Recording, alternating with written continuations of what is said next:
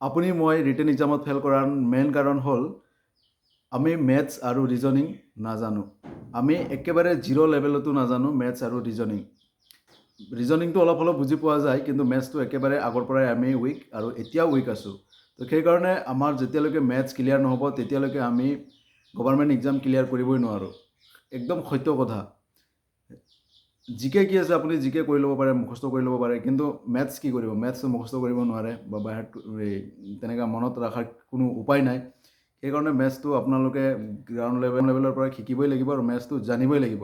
আজিৰ ডেটত ইমান কম্পিটিশ্যন আছে, সেইকাৰণে মেথছ আৰু ৰিজনিং, ইংলিছটো বাৰু হৈ যাব, কিন্তু মেথছ আৰু ৰিজনিংটো ভালকৈ কৰিবই লাগিব। গভৰ্ণমেণ্ট জবত চাকৰি পোৱাটো একদম মানে মুস্কিল। মেথছত প্ৰেক্টিছ কৰিবই লাগিব। যোনকেইটা মেথছত ভাল ষ্টুডেণ্ট, সিহঁতে যদি 3 ঘণ্টা পঢ়ে, তেতিয়াহ'লে আমি বা যোনে মেথছত উইক, সিহঁতে 4 ঘণ্টা মেথছৰ কাৰণে প্ৰেক্টিছ কৰিব লাগিব সদায়, কনষ্টিটেঞ্চি। নহ'লে আজিৰ ডেটত ইমান কম্পিটিশ্যন হৈছে যে মেথছ অবিহনে আপুনি চাকৰিটো ল'বলৈ সহজ নহয়। আৰু টোক্কাৰ কথাটো ক'বই নালাগে। টোক্কা মাৰি যদি আপুনি ভাবে যে 22 লাখত পাছ হৈ যাম, সেইটো একদম বহুত ৰেয়াৰ, বহুত কম মানে তেনেকুৱা হয় যে মানে টোক্কাত পাছ হৈছে, না বৰাবৰ, মানে নোহোৱাৰ বৰাবৰে তেনেকুৱা ক'ব পাৰি। সেইকাৰণে টোকা আমি বাদ দিব লাগিব। টোকাৰ ভৰসাত থাকিবই নালাগে যে মোৰ লাখত হৈ যাব বুলি। সেইকাৰণে মেথছ আৰু ৰিজনিং লগতে জিকেটো লাগিবই। তো সেইকেইটা মানে একদম ভালকৈ প্ৰিপাৰেশ্যন কৰিলেহে আমাৰ চাকৰিটো হ'ব। আকৌ কিছুমানে ফিজিকেলত ভাল থাকিলেও ৰিটেনত সিহঁতে ইমান ভাল নহয়। টোক্কাৰটো ভৰসাই কৰিব নালাগে।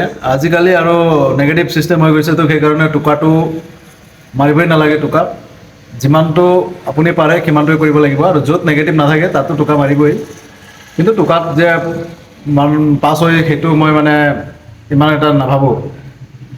যোনটো হাৰ্ডৱৰ্ক সেইটোতে বিলিভ কৰিব লাগিব। আৰু মেথছ ৰিজনিং এই দুটা মানে মেইন বস্তু। আৰু মেইন ৰিজনিংটো, মেথছ আৰু ৰিজনিংটো যদি আপোনাৰ ক্লিয়াৰ আছে, বা যিসকল ল'ৰা ছোৱালীয়ে এটেম্প কৰিব, সিহঁতে মানে পোৱাটো মানে চান্সেছটো বেছি থাকে, যাৰ মানে ক্লিয়াৰ থাকে।